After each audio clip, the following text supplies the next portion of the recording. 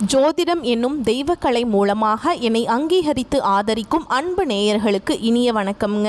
ரிஷப ராசிக்கு இந்த பதிவு மூலம் அப்படி என்னதான் சிறப்பாக இருக்குது அப்படிங்கிறத பார்க்குறதுக்கு முன்னாடி எம்பெருமான் முருகப்பெருமானின் ஆசீர்வாதம் உங்களுக்கு முழுமையாக கிடைக்க நான் சொல்லும் மந்திரத்தை நீங்களும் 3 முறை சொல்லிக்கிட்டே உங்களால் முடிஞ்சதுன்னா கமெண்ட் பாக்ஸில் ஒரு முறை கமெண்ட் பண்ணுங்க. ஓம் முருகா போற்றி, ஓம் முருகா போற்றி, ஓம் முருகா போற்றி. என்னை படைத்து உன் மக்களுக்கு சேவை செய்ய அனுப்பிய கந்தா கடம்பா கதிர்வேலா, என் ஜோதிடம் பழிக்க மனதார பாதம் தொட்டு வணங்குகிறேன். ரிஷப ராசிக்காரங்க தங்களுடைய கஷ்டத்தையும் கண்ணீரையும் கடுகளவு கூட மற்றவங்களுக்கு தெரியாமல் பார்த்துப்பாங்க. இதனால் பார்க்குறவங்க எல்லாருமே ரிஷப ராசியா, இவங்களுக்கு என்னப்பா சூப்பராக இருக்காங்க, இவங்களுக்கு என்ன குறைச்சல் அப்படின்னு தான் நினச்சிட்டு இருக்காங்க. ஆனால் வீட்டில் சாப்பாட்டுக்கு கூட கஷ்டப்படுறது உங்களுக்கு மட்டும்தான் தெரியும். நல்லது கெட்டதை முழுசாக தெரிஞ்சவங்க சுக்கிர பகவானை ராசி அதிபதியாக கொண்டவங்க. கார்த்திகை 2ஆம் பாதம் 3ஆம் பாதம் 4ஆம் பாதம், ரோஹிணி மிருகசீரிஷ நட்சத்திரம் 1ஆம் பாதம் 2ஆம் பாதம் நட்சத்திரக்காரங்க. ரொம்ப ரொம்ப புத்திசாலிக்காரங்க. ரிஷபராசிக்காரங்க போர் குணம் கொண்டவங்க. உங்ககிட்ட சண்டை போட்டு ஜெயிக்கிறது ரொம்ப ரொம்ப கஷ்டங்க. எல்லா இடங்கள்லையும் நேர்மையையும் உண்மையை மட்டுமே நம்பக்கூடியவங்க. உங்களுக்கு சொந்தமோ பந்தமோ அது தப்புனா தப்பு தான், வெட்டு 1 துண்டு 2ன்னு பேசக்கூடியவங்க. உண்மை நியாயத்துக்கு மட்டுமே என்னைக்குமே கை கொடுப்பீங்க. உண்மைக்கு புறம்பா எந்த ஒரு விஷயத்தையுமே செய்ய மாட்டீங்க. இதனால தான் ரிஷபராசிக்காரங்களுக்கு நிறைய கஷ்டங்களும் துன்பங்களும் அதிகமாகவே வந்துட்டு இருக்குங்க. புதுமையான சிந்தனைக்கு சொந்தக்காரங்க. பூ போல மனசு, கோபத்தை மறைச்சிட்டு சிரிப்பை மட்டும் காட்டக்கூடியவங்க. எடுத்த காரியத்தை எப்படியாவது முடிச்சிடணும் அப்படிங்கிறதுக்காக கஷ்டப்பட்டு போராடக்கூடியவங்க. சொந்தக்காரங்க நண்பர்களுக்கு ஒரு தேவை இருக்குதுன்னா மட்டும்தான் உங்ககிட்ட வருவாங்க. அந்த தேவை முடிஞ்ச உடனே உங்களை தூக்கி போட்டுருவாங்க. மறுபடியும் அவங்க உங்ககிட்ட உதவின்னு கேட்பாங்க. அவங்க உங்களுக்கு முன்னாடி பண்ண துரோகத்தை எல்லாமே மறந்துட்டு மீண்டும் அவங்களுக்காக உதவி செஞ்சு ஏமாறக்கூடியவங்க தான் ரிஷபராசிக்காரங்க. வாழ்க்கையில் எப்படியாவது முன்னேறணும் அப்படிங்கிறதுக்காக தினம் தினம் கஷ்டப்பட்டு உழைக்கக்கூடியவங்க. ரிஷபராசிக்காரங்க கடந்த காலகட்டங்களில் தங்களுடைய வாழ்க்கையில் நீங்கள் நல்லது நடக்க போகுதுன்னு நினச்சிட்டு இருந்திருப்பீங்க.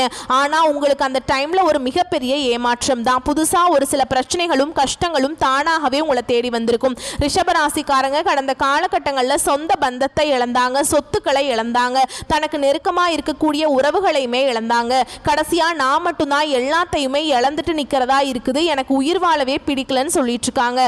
இதுக்கு மேலே என்னால் வாழவே முடியல சாமி, தயவு செஞ்சு என்னை உன் கூடையே கூட்டிட்டு போயிரு. நான் இவ்வளவு கஷ்டப்பட்டதுக்கு அப்புறம் எனக்கு வாழ்க்கையில வாழணுங்கிற எண்ணம் சுத்தமாவே போயிருச்சு. உங்க மனசுல கவலையும் துன்பமும் தாங்க அதிகமாகவே இருக்குது. நீங்க செய்யக்கூடிய ஒவ்வொரு விஷயத்தையுமே தடுப்பதற்கும் உங்களை அவமானப்படுத்துவதற்கும் இங்க நிறைய நபர்கள் முயற்சி பண்ணிட்டு இருக்காங்க. இது எல்லாமே தெரிஞ்சுமே கூட நீங்க என்னமோ பண்ணுங்க, எனக்கு என்ன வந்துச்சு அப்படின்னு தன்னுடைய வேலையில மட்டும் என்னைக்குமே குறிக்கோளா இருக்கிறவங்க தான் நீங்க.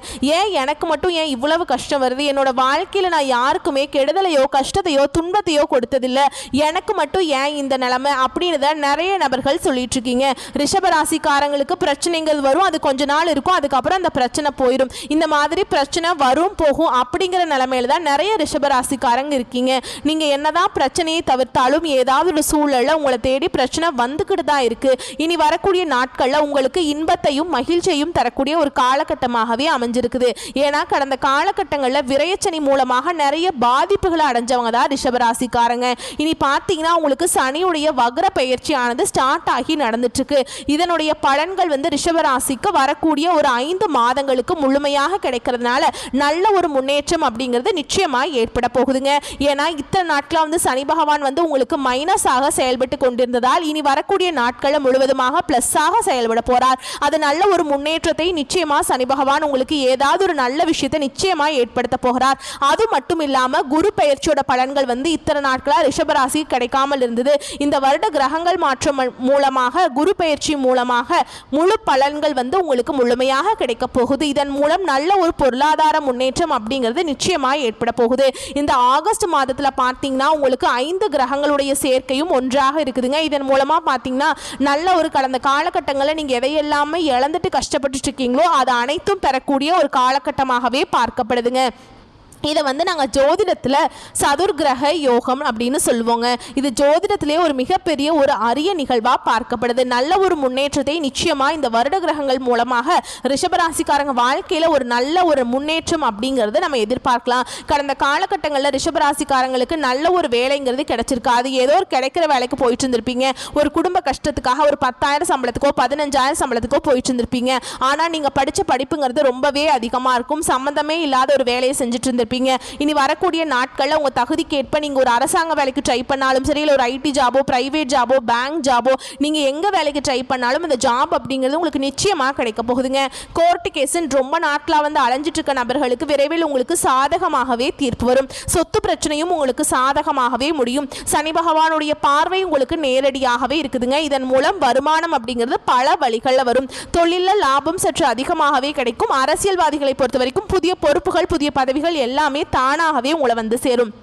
ராகுவால உங்களுடைய செல்வாக்கு உயரும், உடல் ஆரோக்கியம் மேம்படும், சங்கடங்கள் நீங்கும். மறைமுகமாக உங்கள் தொழில் வாழ்க்கையிலும் சரி, இல்லற வாழ்க்கையிலும் சரி நிறைய நபர்கள் தொல்லை கொடுத்துருப்பாங்க.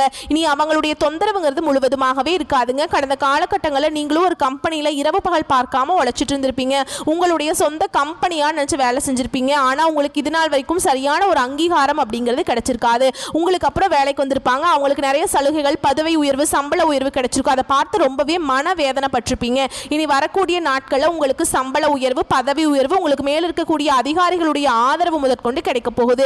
இனி உங்கள் வார்த்தைக்கு மதிப்பு மரியாதை கிடைக்கும். அந்தஸ்தில் நீங்கள் எதிர்பார்த்த உயர்வுக்கு போக போகிறீங்க. இனி நினச்சது எல்லாமே நடக்குங்க. தொழில் வியாபார தடைகள் அனைத்தும் விலகும். லாபம் அதிகமாக கிடைக்குங்க. வரவேண்டிய பணம் விரைவில் கைக்கு வந்து சேரும். குடும்பத்தில் நெருக்கடிகள் விலகும். செல்வாக்கு அந்தஸ்து உயரும். தெய்வ சிந்தனை அதிகமாக இருக்கும். வெளிநாட்டு முயற்சிகள் வெற்றியை தரும். பெரியோர்களுடைய உதவிகள் கிடைக்குங்க. உறவுகளில் இருந்த சண்டை சச்சரவு முழுவதுமாகவே விலகும். புதிய நண்பர்கள் உங்களுக்கு உதவி செய்வாங்க. தொழிலில் ஏற்பட்ட நெருக்கடிகள் நீங்கும். முடங்கி கிடந்த நிறுவனங்கள் மீண்டும் இயங்கும். வியாபாரத்தில் எதிர்பார்த்த லாபம் கிடைக்கும். புதிய தொழில் தொடங்கக்கூடிய முயற்சிகள் கண்டிப்பாக உங்களுக்கு வெற்றியை தரும். தொழில் இருந்த தடைகள் விலகுவது மட்டும் இல்லாமல் சிலர் வந்து புதிதாக தொழில் தொடங்குவீங்க. உற்பத்தியில் இருந்த தடைகள் நீங்கி தொழிலை விரிவு செய்வீங்க. வரக்கூடிய நாட்களில் விற்பனை அதிகமாகும். ஏற்றுமதி இறக்குமதி தொழிலில் நல்ல லாபம் கிடைக்கும். நீங்க செய்யக்கூடியது சின்ன தொழிலோ பெரிய தொழிலோ நல்ல ஒரு வளர்ச்சி அப்படிங்கிறது நிச்சயமா உங்களுக்கு ஏற்படும். கடந்த காலகட்டங்களில் திருமண நிலை அப்படிங்கிறது ரிஷபராசிக்காரங்களுக்கு நிறைய பிரச்சனையும் சிக்கலையுமே அதிகமாக சந்திச்சிருப்பீங்க. இதில் குறிப்பாக பெண்களுக்கு ஏதாவது ஒரு வகையில் திருமணம் அப்படிங்கிறது அடைஞ்சிருது. ஆனால் ஆண்கள் தான் ரொம்ப ரொம்ப பாவங்க. ஏன்னா வயது பார்த்தீங்கன்னா 30, 33, 35, 38 வயது வரைக்குமே ரிஷபராசி ஆண்கள் வந்து திருமண நிலையை அடையாமல் கஷ்டப்பட்டு இருக்கீங்க. கண்டிப்பாக வரக்கூடிய நாட்களில் நீங்கள் எதிர்பார்த்த மாதிரி நல்ல ஒரு வரன் அப்படிங்கிறது நிச்சயமாக உங்களுக்கு அமையும். வாழ்க்கை துணையை இழந்த ரிஷபராசி ஆண்களோ பெண்களோ அடுத்து வந்து இரண்டாவது திருமணம், அதாவது மறுமணம் பண்ணலாமா வேண்டாமா அப்படிங்கிற ஒரு மிகப்பெரிய குழப்பத்தில் இருப்பீங்க. அப்படி இரண்டாவது திருமணம் பண்ணும்போது சொந்தக்காரங்க தப்பாக பேசிடுவாங்களா, இல்லை ஊர்க்காரங்க தப்பா நினைச்சிருவாங்களா, இல்ல அவங்க என்ன நினைப்பாங்க, இவங்க என்ன நினைப்பாங்க, நம்ம கேரக்டர் தப்பா பேசிடுவாங்களா அப்படின்னு நிறைய நபர்கள் வந்து இரண்டாவது திருமணத்தை பத்தி யோசிக்காம இருக்கீங்க.